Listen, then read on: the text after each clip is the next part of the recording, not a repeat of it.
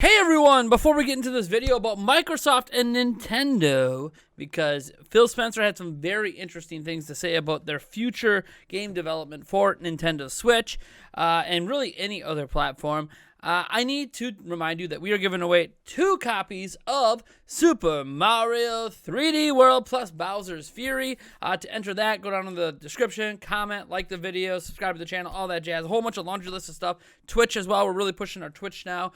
Beyond all of that, we also have another giveaway for a Nintendo Switch, a PlayStation 5, or an Xbox Series X, and then a third giveaway for 2 copies of Pikmin 3 Deluxe. Again, head to the description to find all the details for these giveaways. I wish everyone luck. Let's get into the story, and it starts with Phil Spencer, my boy Phil, the head of Xbox. He's got like 4 different titles over at Microsoft now. He's on the board of the whole company at this point. He did a massive interview spree recently, including a really huge one where he spent 48 minutes with Stefan Totillo in a video conference at Kotaku. And there's a lot of stuff they go over. They go over storage concerns about games and like kind of pointing at Rare, how Rare recently cut 20 gigs off of Sea of Thieves, and they're trying to encourage their developers to continue to find ways to make games smaller to respect people's hard drive space. He goes into how he thinks the Xbox Series S is going to end up being long haul the top selling Xbox for them, because they were thinking of what platform can we sell to PlayStation consumers that they might be willing to buy as a secondary platform, especially with GamePass as a great deal.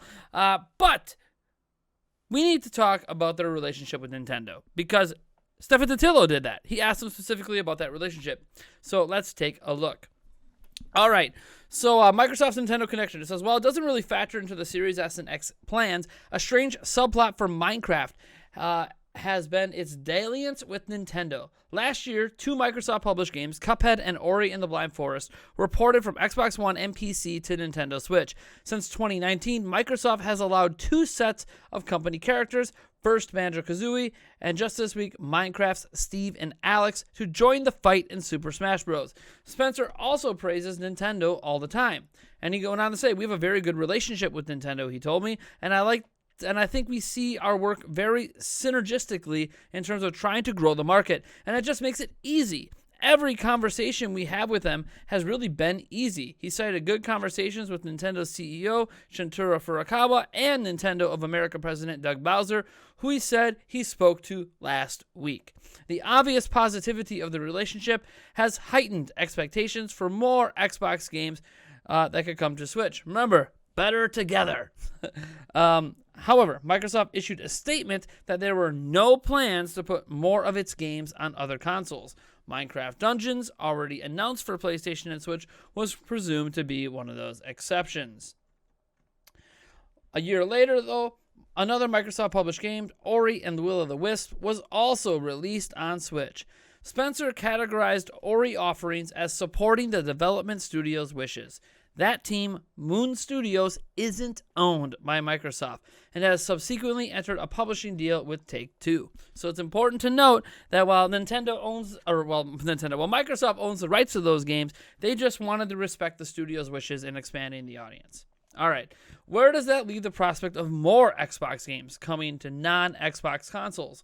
Spencer told me that it doesn't feel sustainable to consider Xbox games on a case-by-case basis for Switch, and said, in order to really support it, I would want a full Xbox ecosystem somewhere, and that probably means things like Live and Game Pass and stuff. He said something similar in July during an interview with GameStar, though the answer has changed slightly. Back then he said that the other competitive platforms aren't really that interested in having a full Xbox experience on their hardware. I cited that answer to him, and I asked if it was still the case with Sony and Nintendo. I don't want to speak for them, he said. I think they should probably answer. So I think what you're seeing here is Phil basically saying, look, yeah, we've had a great deal, but we're not really looking to bring any games to Switch anymore. We're kind of done with the whole Switch experiment now that we've entered our new generation. And they kind of mean this in general. They don't really plan to bring much, that's non-Minecraft related anyways, to PlayStation either. I think that Microsoft is starting to recognize the value of their own IPs and starting to realize that they need to start making these IPs for their own systems, whether or not it's Banjo-Kazooie or whatever. Like, it's in Smash Bros. And Phil Spencer, in another interview, which I don't have cited here, did note that Rare is free to do whatever they want right now. So if Rare would like to revisit Banjo-Kazooie, would like to revisit, say Conquer or something, that is up to them. Currently, Microsoft is not preventing that from happening, but obviously they're focused on Everwild right now. That's the next IP, and that he said Rare is actually, now that they have freedom, is focused on making new games. They're not really looking to their back catalog.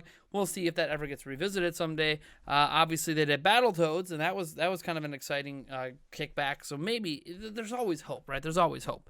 But I think that what's happening at Microsoft and Xbox, they bought Bethesda, and they talked about how in fact, you know what? Let's go to the Bethesda quotes, because this is also extremely interesting, and I think kind of paints a better picture about what they plan to do moving forward here. All right, so that big Bethesda deal. It's odd to talk about a console maker about launching two consoles at once, but it's even stranger to be talking about a company who just bought another for $7.5 billion, such as the peculiar times we're in. In September, Microsoft said it was buying ZeniMax, the parent company of Bethesda, id Software, and other top-flight studios that make the likes of Fallout, The Elder Scrolls, and Doom.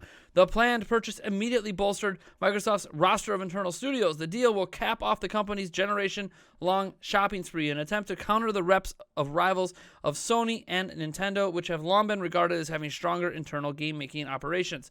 The expanded roster of games also gives Microsoft a lot more content to build into their popular Netflix-style GamePass subscription service and offer via xCloud, the company's game streaming service, which will let players access games remotely and play them on their phones, tablets, and other devices. Spencer had said in previous interviews that existing deals involving ZeniMax games would still be honored, suggesting that something like the time-traveling game Deathloop will still come first to PlayStation 5, as previously announced. Beyond that, though, fans have wondered whether ZeniMax games would go to Xbox and PC only. In other words, they've wondered if PlayStation would stop getting Fallouts and miss out on the sequels to Skyrim. I wonder that too. Is it possible to regroup $7.5 billion investment if you don't sell Elder Scrolls 6 on PlayStation, I asked. Yes, Spencer quickly replied. Didn't even pause. Then he paused after saying that. I don't want to be flip about that. This deal was not done to take games away from another player base like that. Nowhere in the documentation that we put together was, how do we keep other players from playing these games? We want more people to be able to play games, not fewer people to be able to play games. But I'll also say in our model, I'm just answering directly the question that you had. When I think about where people are going to be playing and the number of devices that we had, when we have xCloud, PC, Game Pass, and our console base, I don't have to go ship those games on any other platform other than the platforms that we support in order to kind of make that deal work for us, whatever that means. So what you're kind of getting out of this, and I feel like this should have been obvious the entire time, is that Microsoft is keeping their games to themselves moving forward. Beyond something like Minecraft, which is well established on all platforms and has always been multi-platform, they're going to be keeping their games to themselves. So Elder Scrolls 6, future Doom games, they have no reason to release them on other platforms that don't support their ecosystem. Sure, they will gladly bring these games to an xCloud system on Switch if Switch is willing to support Live and everything else along with it. If Switch is not willing to do that, like, say, an Android phone is, then they have no reason to bring those games over there, even through xCloud. So this is one of those situations where Microsoft's like, look, technically our user base isn't just Xbox. It's also all PC users. It's also, hey, anyone who owns an Android device, and eventually people like me who own an iPhone device, because they're working on a workaround with that as well. So in the end, Phil Spencer is basically saying we didn't spend $7.5 billion to have to recoup our costs by releasing on PlayStation or Switch. We think we can recoup our costs easily just internally with our already supported platforms. So Microsoft is not, it's one thing to look at them as being selfish, but I appreciate how candid Phil Spencer is being here. He's being honest with you guys. Hey, you want to play our games? Get in our ecosystem. Because we're not interested in providing it outside of that ecosystem. And that includes on Switch. So while it sucks as a Switch owner to think we're not going to get anything else moving forward, hey, we also have to recognize that, maybe this good working relationship that he has with Nintendo means a future Switch model, whether it's in 2022 or 2023, a next-gen Switch, maybe does support Xbox Live. In fact, I wouldn't mind Xbox Live kind of replacing Nintendo's online service as it already is. That's just me. But like, maybe it does support Xbox Live. Maybe it does support xCloud. Maybe a future Switch does partner with Nintendo for that stuff, and it becomes part of that ecosystem. It's entirely possible that happens. It's just Switch as it is today is kind of done getting Microsoft support.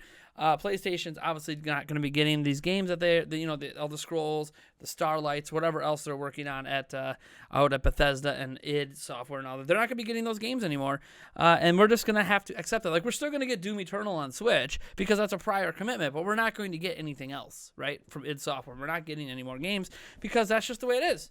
Microsoft bought this studio to boost their own portfolio, not to boost others. And when he says, he doesn't want it to, there's nothing specific in the language saying we want to take games away from gamers. They also feel like they're providing it to a larger consumer base thanks to xCloud. So again, a lot of stuff to consider.